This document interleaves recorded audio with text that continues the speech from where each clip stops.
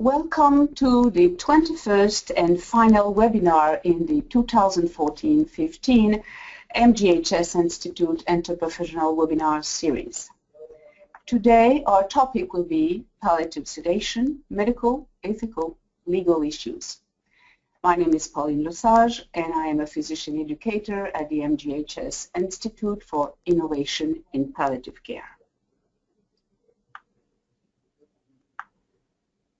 Palliative sedation is a controversial topic. We'll discuss abundantly this, but it is an extremely important topic for all the staff and interdisciplinary team in palliative care, because this is something that really belongs to palliative care.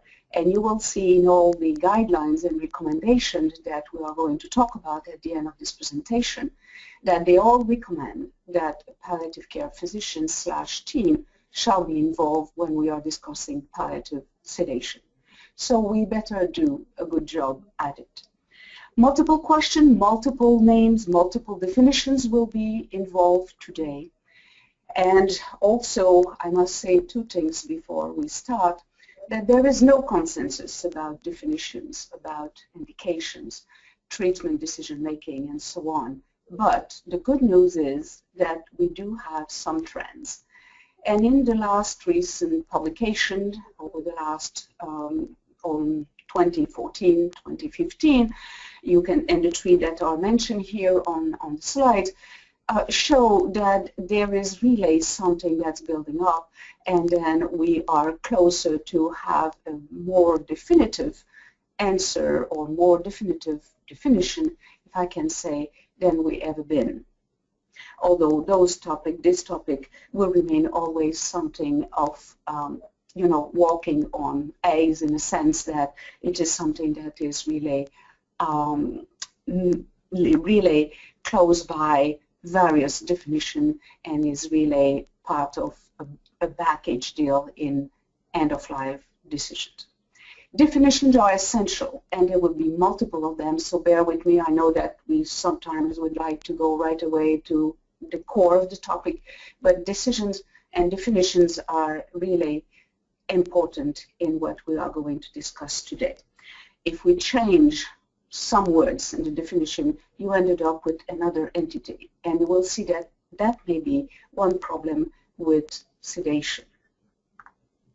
We are going to, after some definition, go through the incidents, the indication, the pharmacotherapy, ethical, legal issues, and then our proposed criteria and a literature review, and to end up with two cases that will illustrate what we are talking about today.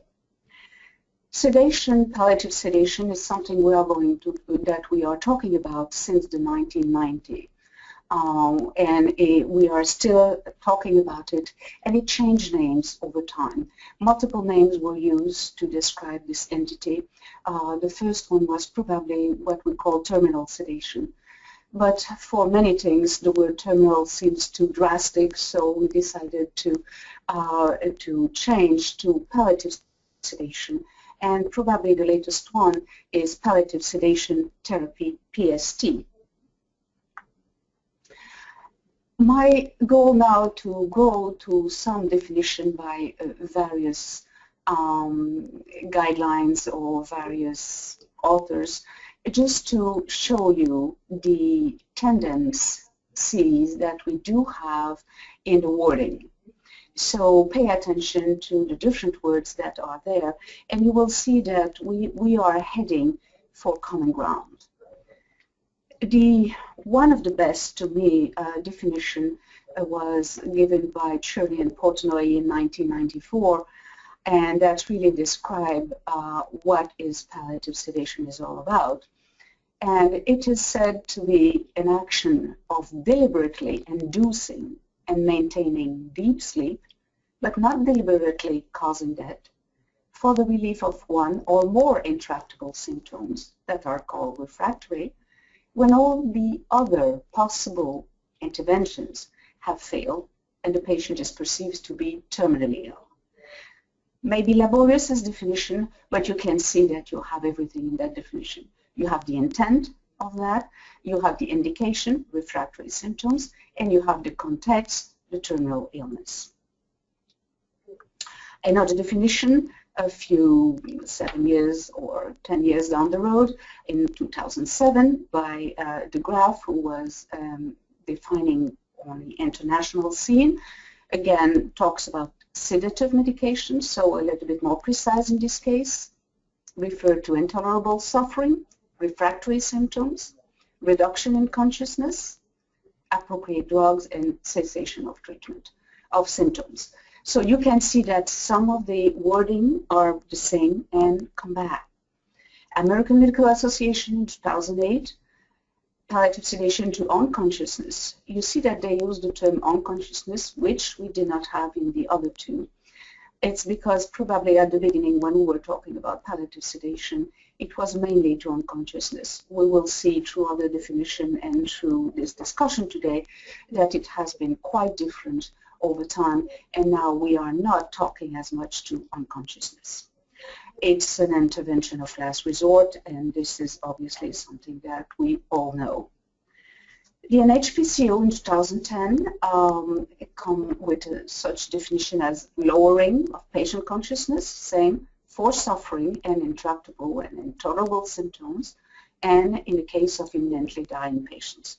So again, the three same terms that we were seeing at the beginning of our definition.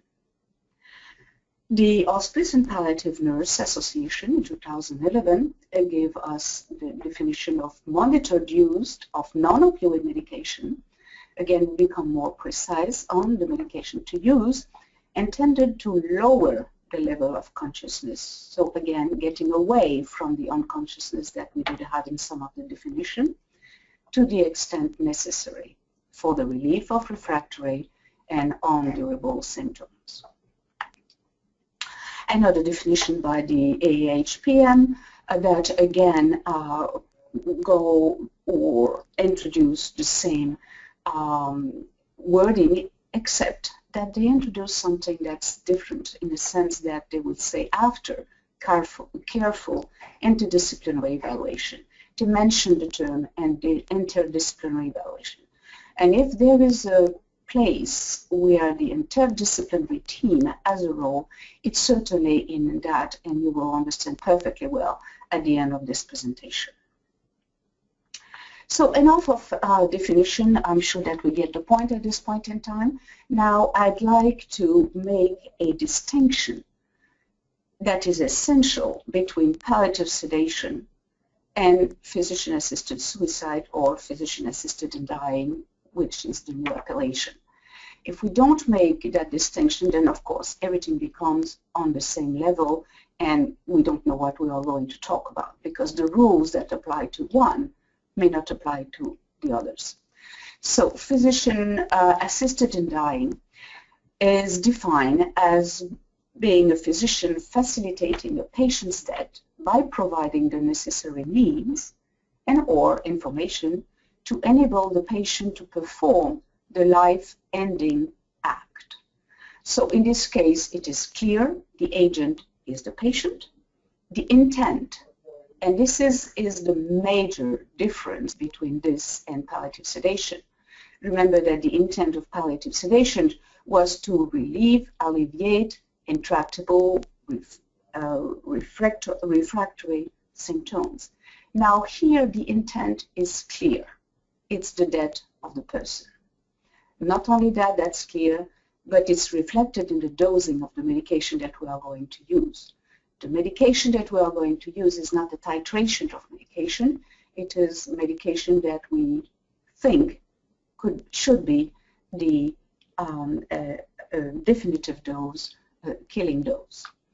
Euthanasia, another concept which is defined as being the administration of a lethal agent. Again, we are talking about the intent is lethal agent by another person to a patient for the purpose of relieving the patient's intolerable and incurable suffering.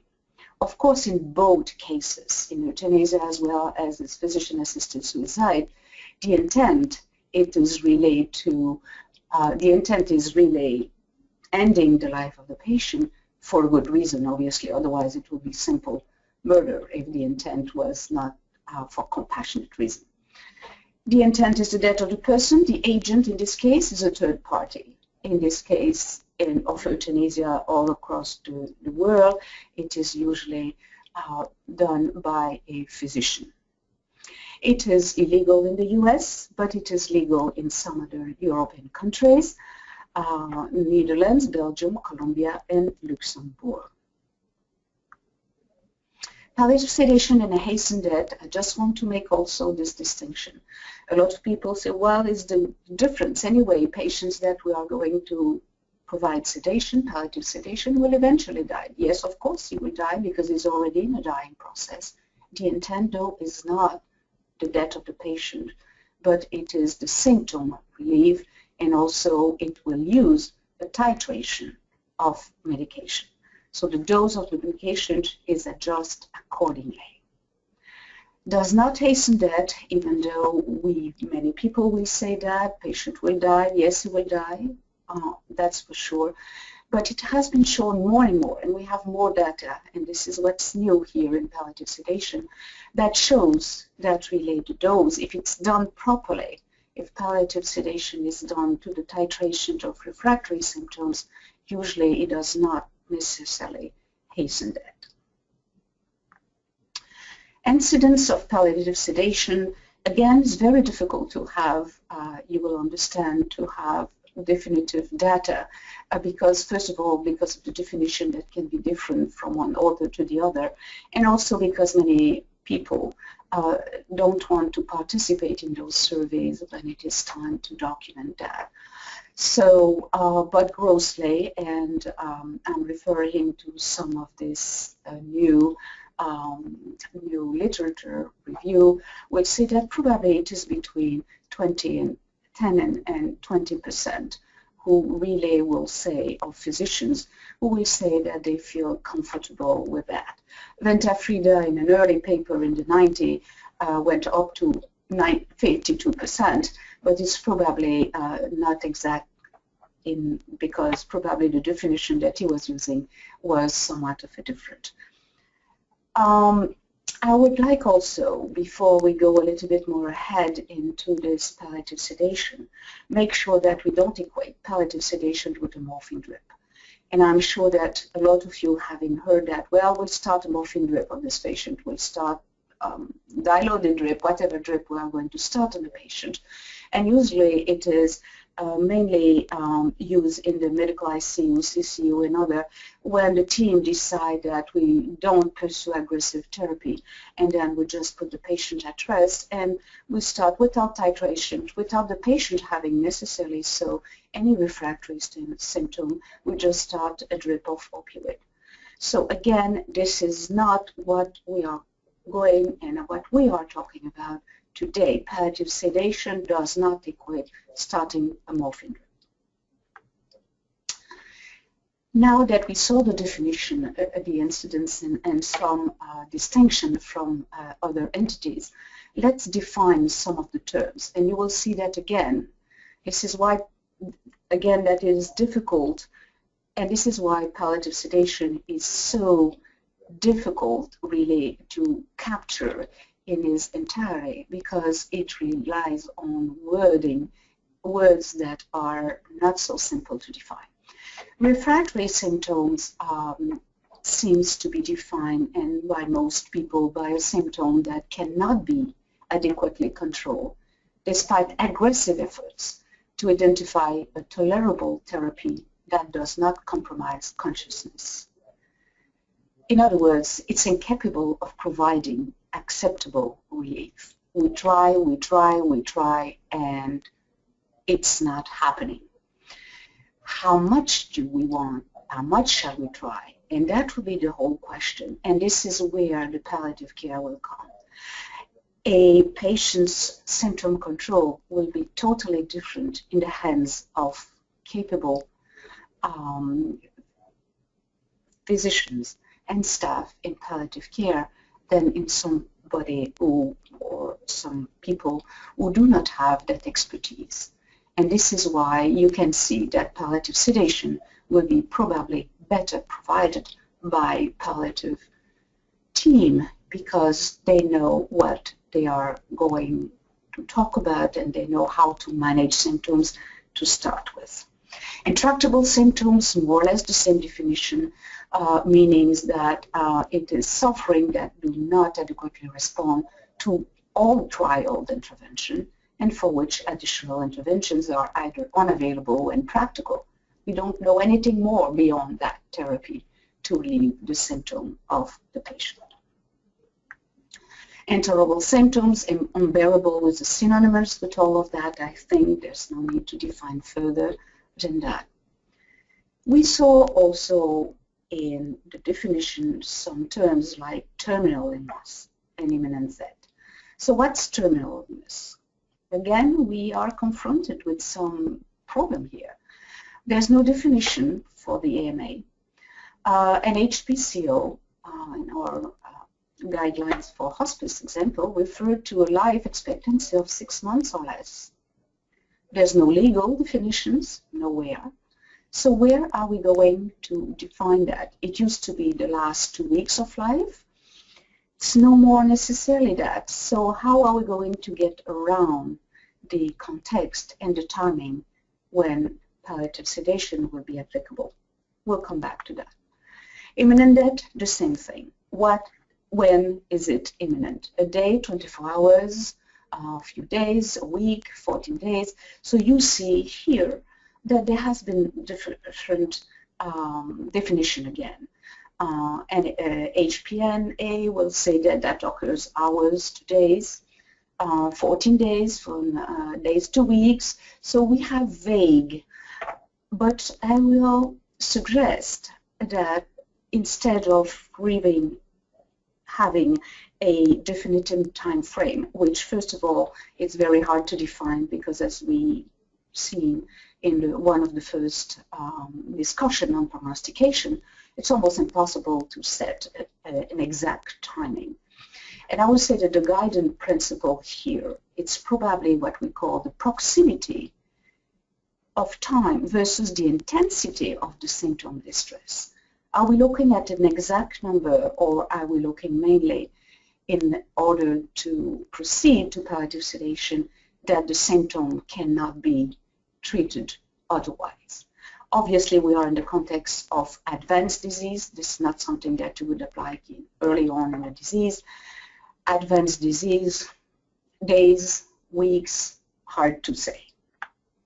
And again, there's no definition, there's no set timing where everybody will agree upon.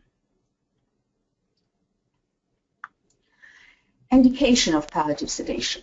So after a series of definition, when shall we use palliative sedation? So has been 2 types of indication. Physical symptoms is the first one, and it is usually well accepted if they are intractable, of course, not just because you have the symptoms, but if they are refractory, intractable, unbearable, and so on. And the most common will be pain, dyspnea, and delirium.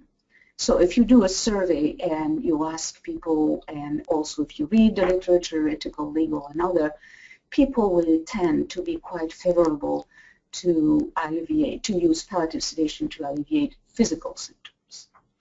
Now we see, and we are in context also with all the right to die and also more open-minded and only physical symptoms, we started to talk about, and from the beginning, from early on, about existential suffering. We'll have the occasion to talk about one case at the end of this presentation and see the differences. What's about existential suffering? Physical symptom, fine. What's about that? The problem with existential suffering is probably that there's no widely accepted definition. It's broadly accepted probably as a non-physical, as etiology. But other than that, what it is exactly. AHPM tried to define that, saying that there's no consensus about the ability to define, not only to define, but to assess and to gauge existential suffering, to measure the efficacy of treatment for existential distress. Therefore, we should not go into that easily. AMA define existential suffering as experience of agony and distress that may arise from such issues as death anxiety, isolation, and loss of control. So where do we stand? This is not easy. So conclusion, we can understand easily that the indication for palliative sedation, if literature is open to physical symptoms, they are not so open for existential suffering. Not that it is a no, that is we should never use for that, but it's more restrictive. It's more an exceptional measure. And all the various guidelines, I did review the major guidelines that have been published on that issue of palliative sedation, and it's always very exceptional. It's controversial. AHPM, this Association of Hospice and Palliative Medicine, this American Association, said that, and just let me show you in the next minute just a few guidelines from some of the responsible bodies. There is no consensus if palliative sedation is in the realm of medicine to palliate. Patients with existential suffering should be thoroughly assessed and treated through vigorous multidisciplinary efforts, which may include involving professionals who are not usual members of the PC care team. If palliative sedation is used for truly refractory existential suffering, it should not shorten survival. And HPCO, this is again this American organism, said that it believes that palliative and hospice care professionals have an ethical obligation to respond to existential suffering using knowledge, tools, and expertise of the interdisciplinary team. Having carefully reviewed the data and also the arguments for and against using palliative sedation for existential suffering, the Ethics Committee of the NHPCO was unable to reach an agreement or a recommendation.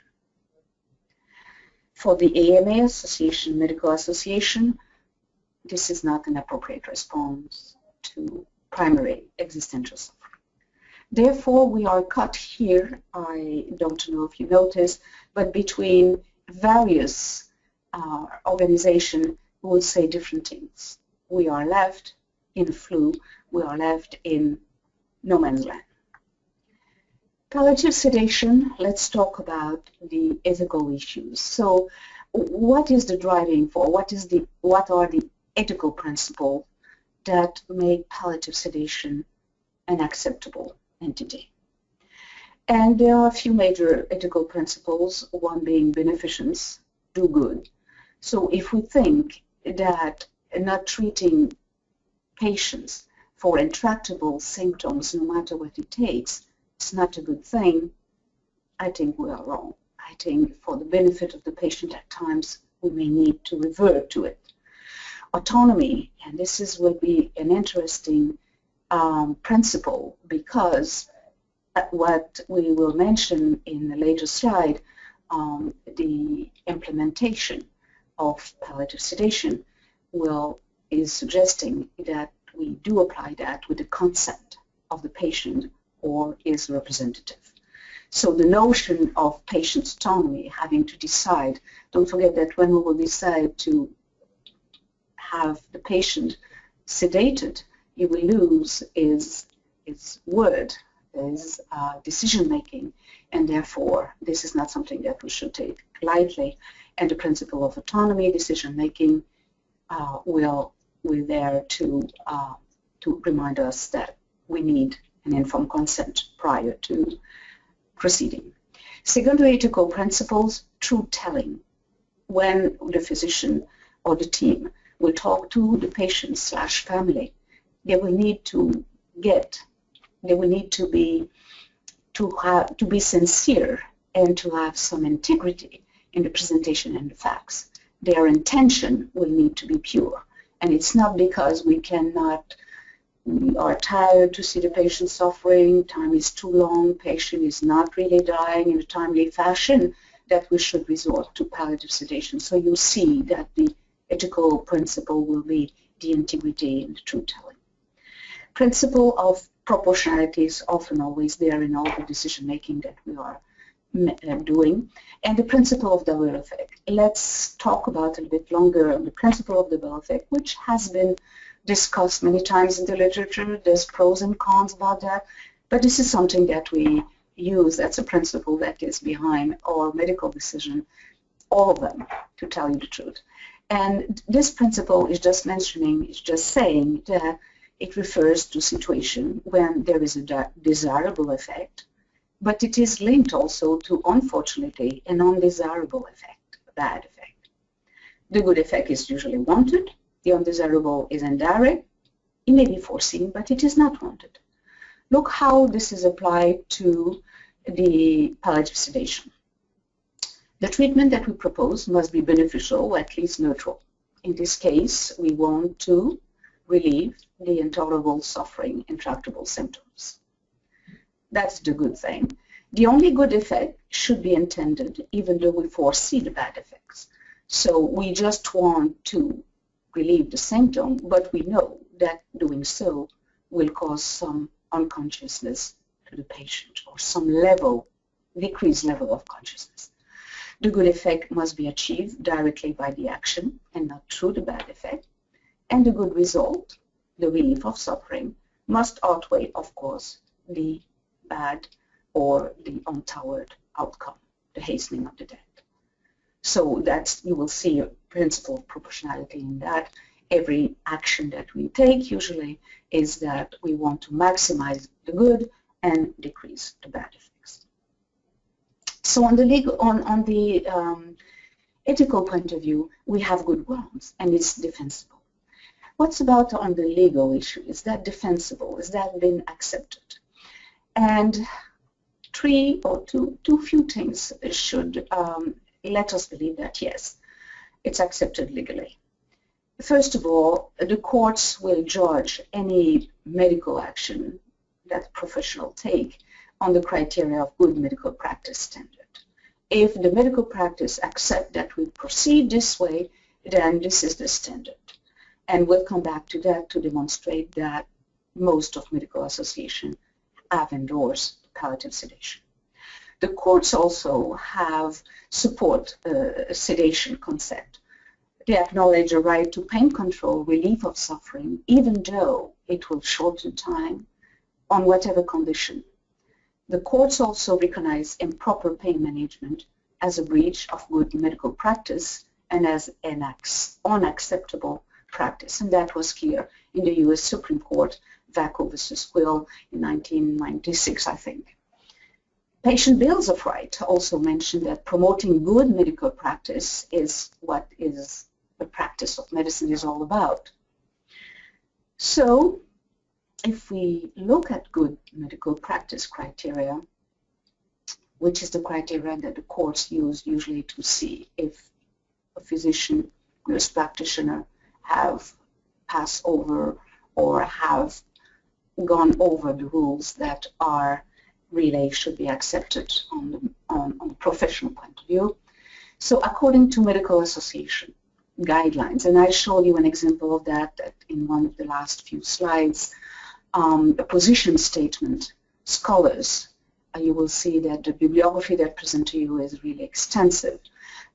Therefore, there's a lot written about that, and what do they say is really that it is an acceptable practice, literature and so on and so forth. So if you put all that together, and this was also my goal today, putting all that together and say, yes, there is some substratum to that, yes, we can proceed, but under X, Y, and Z condition. So the following, I'm just mentioning here a list of associations who have recognized PST as acceptable practice under conditions, of course. Let's talk about a very different aspect of palliative sedation, which is the pharmacotherapy. Again, for the last 20 years or so, we are struggling which drug is the best, and there's multiple regimens, there's no one fits all, there's no one that is the best, but let me indicate you major principles. The ideal medication will be a medication that will have a rapid onset of action, since we need to control the symptoms as soon as we can. A short duration of action also, if we want to reverse, if we want to put the patient just a little bit off but come back to later to more consciousness, so short duration of action. Induce sedation. We want a drug who will induce sedation. We don't want a drug who will put the patient off. We need sedation, that's the goal, and of course has the minimal side effects. So in these categories we have medication that have been used: opioids, benzos, neuroleptic, barbiturates, and general anesthetic agent. Propofol is only one of those, but there are many others that can be of use as well. And this is something I'm sure that with time we will be able to develop a better protocol, because now we have more and more information, more and more data telling us which drugs are working better than others. Opioid, contrary to what we think, and a lot of people are saying, well, just open the morphine drip. It's not the best of drugs, because by the time you will get to the sedation level, you will probably have multiple counterproductive side effects. Like twitching, the sedation, but not a real sedation. It will be kind of more depression of the respiratory system, and this is not really what we are looking at. So it should be used, it should be continued if the pain is an issue, obviously so, but not really as a primary to initiate sedation. The benzos, benzodiazepine, have been used, and we have to be careful, although good agents, probably in association with other agents commonly used, but they may have paroxysmal effects, and you should be careful with that. They may create more agitation than sedation, therefore maybe not the best drug of choice.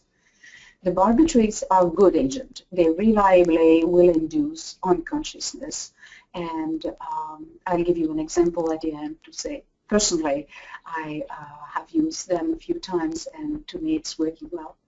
The neuroleptics, never a drug of first choice. They should always be used in combination. And the anesthetic agents, well, they are obviously will produce sedation, maybe too much sedation. The problem with those anesthetic agents is that you have to, there's many restrictions. First of all, you have to have probably an anesthetist who will use them. It's not for everybody, and it's not also in every setting. A lot of the palliative care floor, hospice floor, will not use anesthetic agent. We need to be in certain settings. So there's some restriction in their use. So if you, after all that, you decide that eventually palliative sedation is acceptable for refractory symptoms, so there's a kind of criteria. That's why we call that palliative sedation therapy, in the sense that there is 1, 2, and 3 we should go through, and not just apply a simple principle. And we need to go to all those étapes, if I can say. The first one is clarify the medical situation. It is extremely important for yourself, for your team, and also for the family and the patient to tell them where we are at.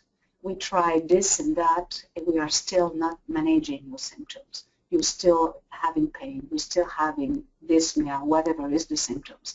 Therefore, we need to go further. We need to use some of the things that may create, or that may put you not to sleep. I don't like this expression, but that may make you a little bit more sleepy, but it is for the control of the symptoms. And now you see that this is an important thing. You need, and if you do that step, you will avoid to just have yourself deciding out of a sudden, because it takes too much time to die in the process, or it takes too much time to, or for other reasons. Your intention are pure. I tried that, and it's objective, and I need to go further. Then education of patients, family, and staff will be extremely important. It is necessary that you discuss that with your team to make sure that you are all on the same position. Not that you need accord, you don't need the agreement of everybody in the team, but that everybody understands what you are doing.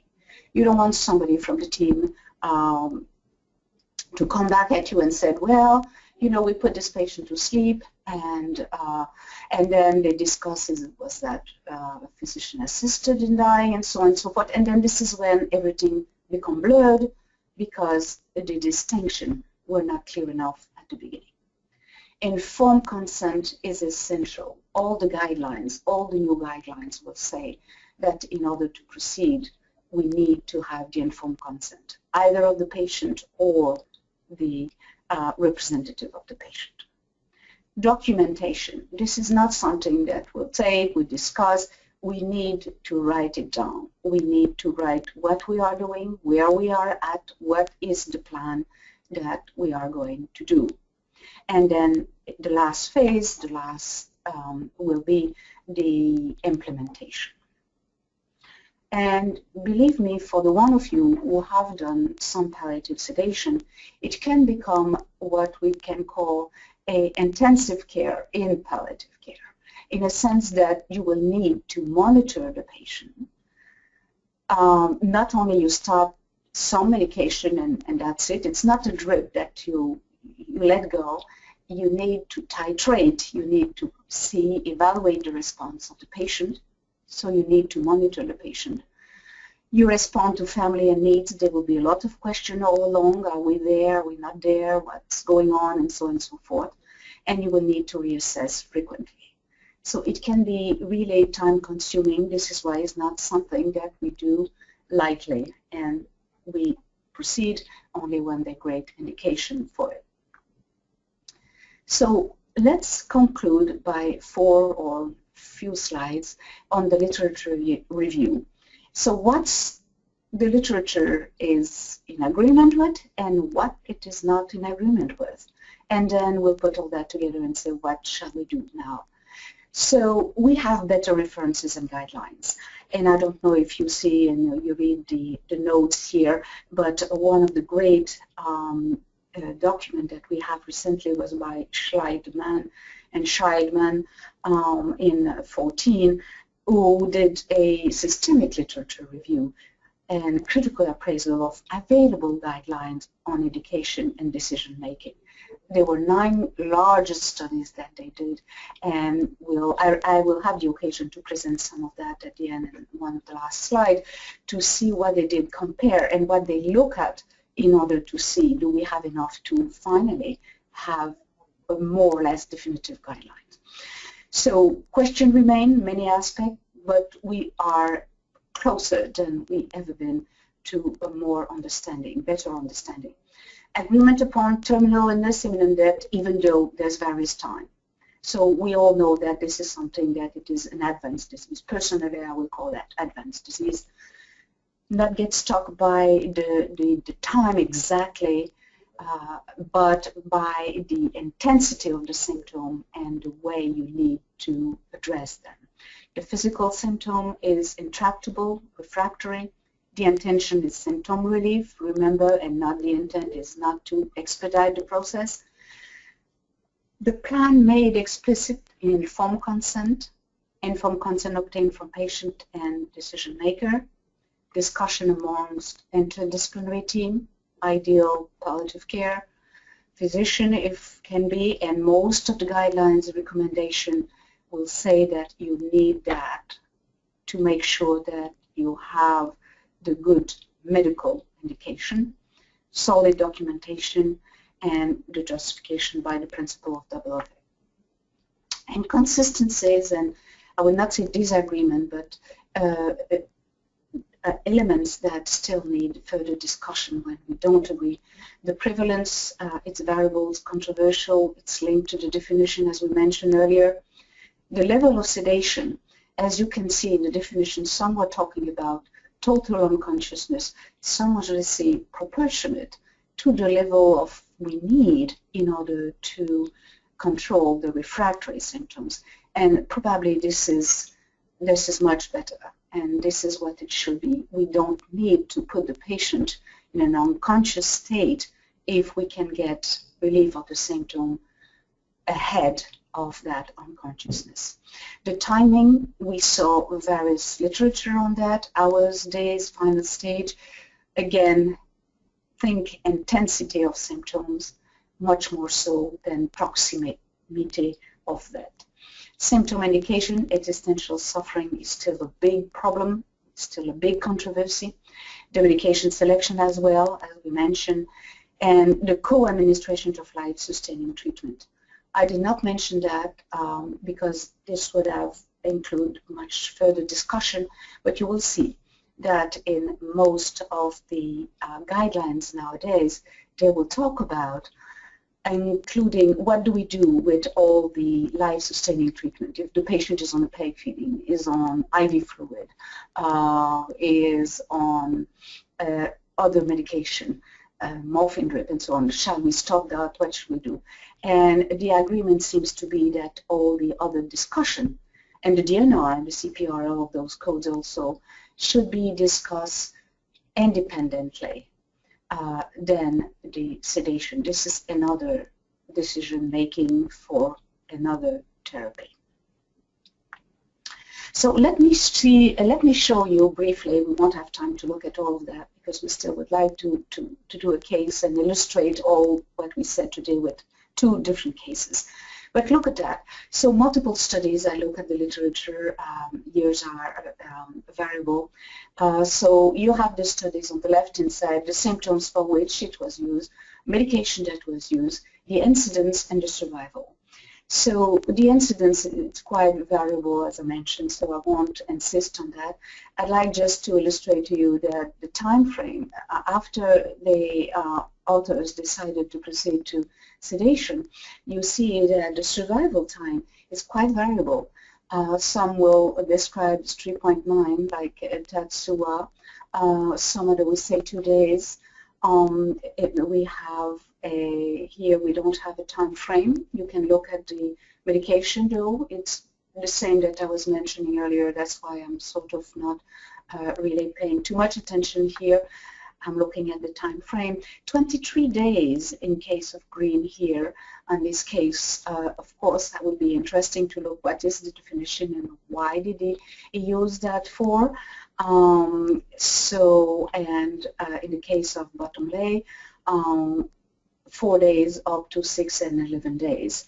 So it was not you do palliative sedation and you die necessarily in the next 6 hours or 24 hours.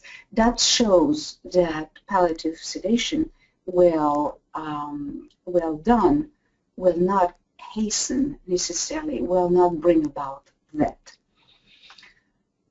8 hours, 9 days, 1.3 days. Now, the last 2 slides here that I'd like to show is that what I was referring to previously, adapted by, I did adapt those slides from Scheinman and Scheinman in their publication, recent publication of a systematic review, literature review on different guidelines.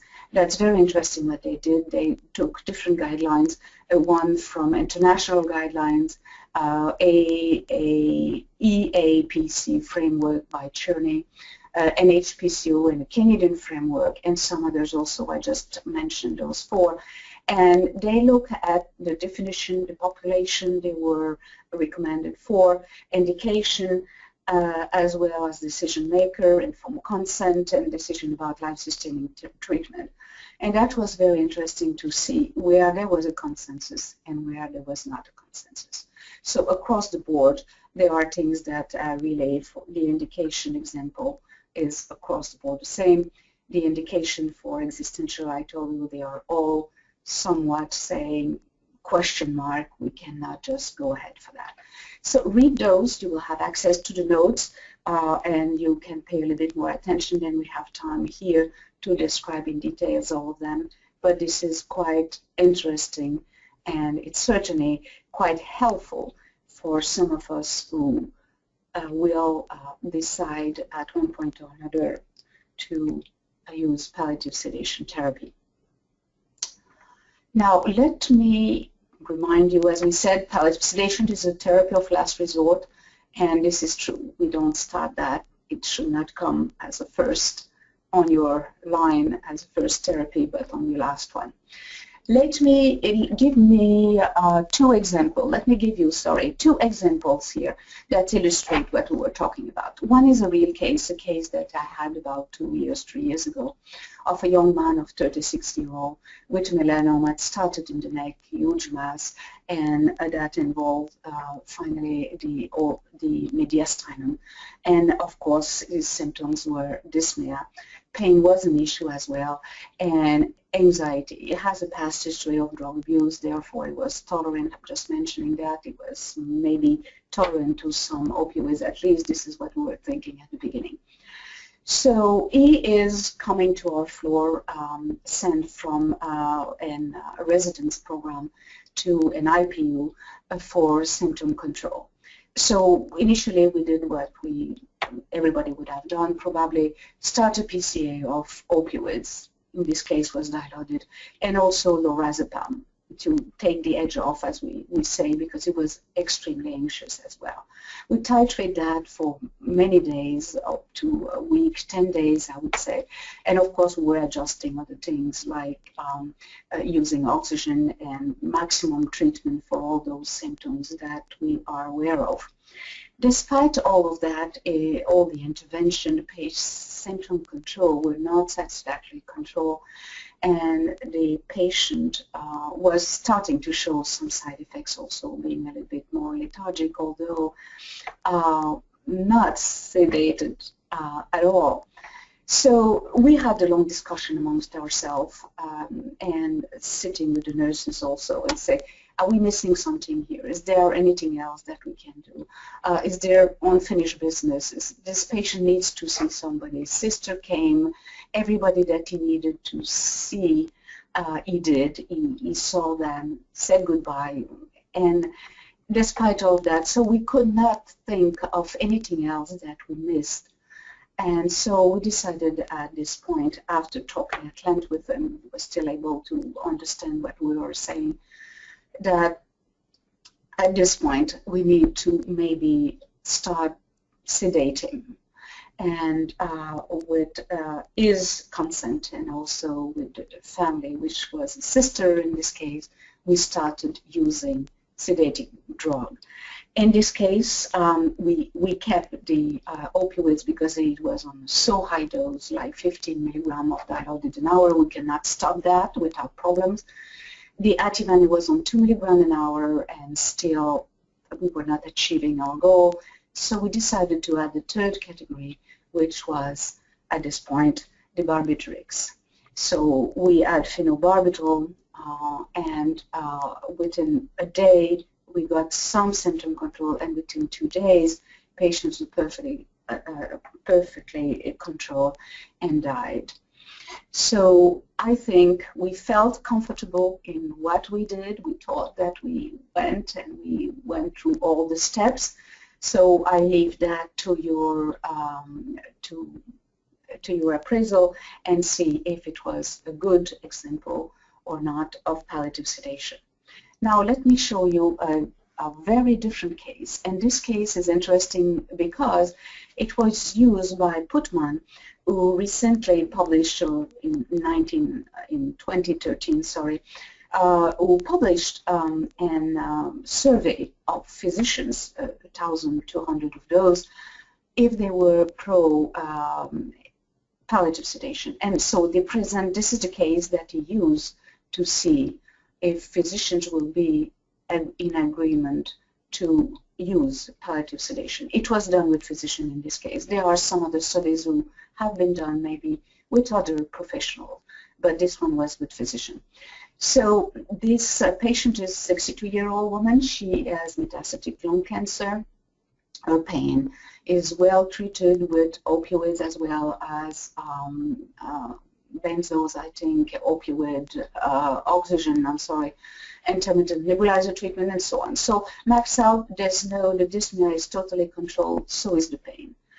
But one day she sees a physician and say, hey, listen, I know I'm going to die. It was obvious to everyone as well. I just cannot tolerate lying here thinking day after day. We need to do something. please, could you sedate me to unconsciousness? I cannot see anything anymore. What would you do? Question is, and the question that was asked to those 1,002 physicians were, how appropriate to sedate this patient to unconsciousness? You understand the difference between the first case in the sense that in this case there's no intractable symptoms, physical symptoms. There is some anguish, perhaps. I don't know if you would qualify that, and we saw a few definitions of existential suffering. I don't know if you will put that in that category. Again, we can discuss that. We won't have time, unfortunately, but amongst yourself you can look into that and ask yourself, will you, if you were asked that question, will you decide to apply palliative sedation therapy? I leave you with your answer. I leave you some answer from the survey. And from the survey, amongst the 1,150 physicians of various specialty, 62% responded. So that was a good survey, isn't it? Very appropriate. 8% said that it was quite very appropriate, and they will not have any problem pursuing that. Somewhat appropriate, 19%. Then not very appropriate and not appropriate at all. So it's more or less one-third, one-third, one-third. So I don't know where you stand at this point. This is something that we should ask, and that is very interesting to know that there's a debate, and we should be a part of the debate. Now, bibliography, as you can see, a lot of bibliography there. Very great articles from the 14 and 15 and the recent articles, so you can look at also the position statement of all the different associations. You will have that on their site, obviously, with an updated of their statement. So I would like to conclude here before getting to the question and answer that there is, before concluding, let me see your question, and maybe it will just give me away which sense we should conclude. So here, first question, does a healthcare consumer have the legal right to request specific medication for end-of-life palliative sedation? Well, I don't see why somebody will do that. It's like requesting to the physician, give me this antibiotic if I have an infection. So I think that the physician and the medical staff and the nurse practitioner and those people in charge of patients have a liberty to choose the best drug, because as you know, there's not one drug fits all. So you may put into your recommendation, into your living will, what I'd like to be on propofol. Well, we don't have propofol in this institution, or it's not possible to administer propofol for X, Y, and Z reason. Therefore, I think it will be too limited. You can, if you want, put that, but I don't think that we, as a medical team, will have any obligation to respect that, because also it is becoming the drug that you use. It's a medical clinical judgment. If patient is already, example, on high dose of opioid, high dose of benzo, this and that, you may need to use certain category of medication instead of some others. So I think that I will debate that somewhat, not impossible, but I don't see the reason why. Regarding the use of continuous infusion medication for palliative sedation, what is your opinion on the use of using a basal bolus strategy to avoid over-titration of sedative medication? Well, as I mentioned, there is no one way to go. Most of those patients, you will need to test your drug initially, and maybe before using a continuous flow, a continuous basal rate, you may want to try how 2 milligrams of this will do, and so on and so forth. which what we did with the barbituric, we started in the case that I relate to, we started with certain dose. We did not know if it would be the right dose. So of course, yes, instead of starting, you need to find, and then you need to find the right amount, and then there are guidelines for that. There's medical guidelines for that. Although, as you know, this is not a field that we can experiment a lot, and therefore this is why we are still using that with à tâtons, I should say, with some uncertainty, because it is very difficult to see what amount a patient will require. It really needs to be tailored to the patient, and this is why I am saying that it can be really intensive by the time that you find the proper medication without having side effects. If the patient has not named a healthcare agent and it is not mentally competent, is it acceptable for a family member to request does the fulfillment for consent? I think, as you know, again, this is variable according to where you are, to which state you are, country that you are, but I would say that wherever you are, the way you make decision for any other therapy should be applied in this case. And of course, a patient who is in excruciating pain, and let's say, example, a patient who lacks capacity at this point, but is in terrible agitation, and you use everything that you know, you titrate your medication, you still need to do something. And I think that at this place, whoever that the one is, who represent the patient should be involved in what we are going to do. And I think it should be. If there's absolutely nobody, then it becomes another difficulty, a plus difficulty, not impossible, but again, it will become really a medical decision at this point. Well, question, you mentioned using propofol with restriction. What type of restriction have you seen imposed on using propofol? Well, two types of restriction. As you know, it's not everybody who has the license to use propofol. This is restricted to certain category of people. People in the medical ICU, they can. I'm not sure that, and certainly not the nurse example on various floors who never use propofol will be entitled to use that medication. So this is one restriction, the person per se is going to use the propofol. And the other thing is the setting. I know for sure that in the hospital where we were before, that we cannot use propofol on certain floors. In the IPU example, it was not, it was reserved mainly for the medical ICU, CCU, surgical ICU, and so forth. So this is what I'm saying. If your hospital have different guidelines, because for all those medications, there are obviously guidelines, and there are also ways of dealing with that in your environment, so you will have to go and obey by that. This is what I was saying by restriction.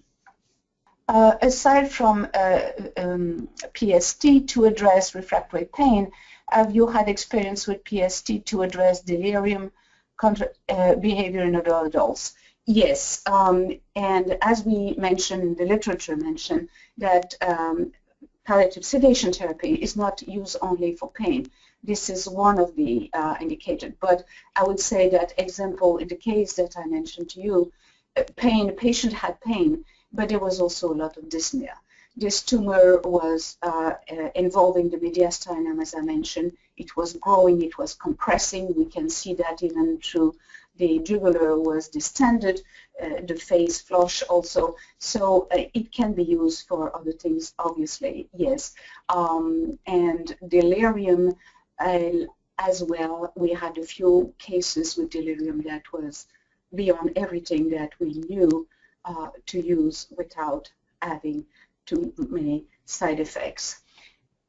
As a hospice nurse, I feel I am an advocate for my patients. I hope. We should all be as professional advocates for our patient. Do you think it is appropriate for the nurse to give PST as an option to patients with severe intractable symptoms, or should medical staff You know, I think that it can come more or less from anybody in the team that see when a patient is really in distress or cannot, but obviously the nurse and the physician will be the one who will have to determine if the patient is really fulfilling what we call refractory intractable symptoms. So I would say that it will have to be discussed no matter what. You may want to introduce, you may want to say to a patient, well, we don't need to suffer like that. There must be something that we can do for that. Let me address that with the physician. Maybe there's some medication and so on and so forth. I don't think that you should not, it does not mean that you are not an advocate for the patient. The contrary, if you have a good advocate for the patient and you see that happening, you may want to introduce the setting, but of course you will need the backup of the team and of your physician, obviously. So I would like to conclude here with 2 or 3 ideas that I hope have been true. And one is that there is no consensus about palliative sedation definition, indication, treatment decision-making, but we can see that there are emergence of trends. And we have a duty as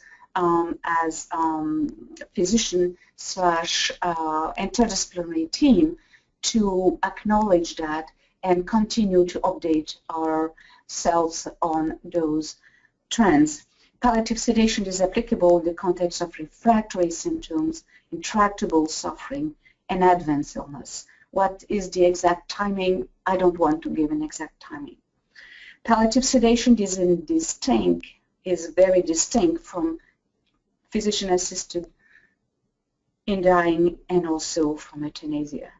Palliative sedation is a therapy and therefore requires expertise in its application as well as a consent from a patient or his representative. Thank you very much for your participation. Thank you for your participation through the year since it is our last, and I hope that we will have the pleasure to have you tune in the next series starting September 2015 with Dr. Portnoy, who will address the question of what does the palliative care specialist needs to know about prescription drug abuse. Have a good summer. See you in September.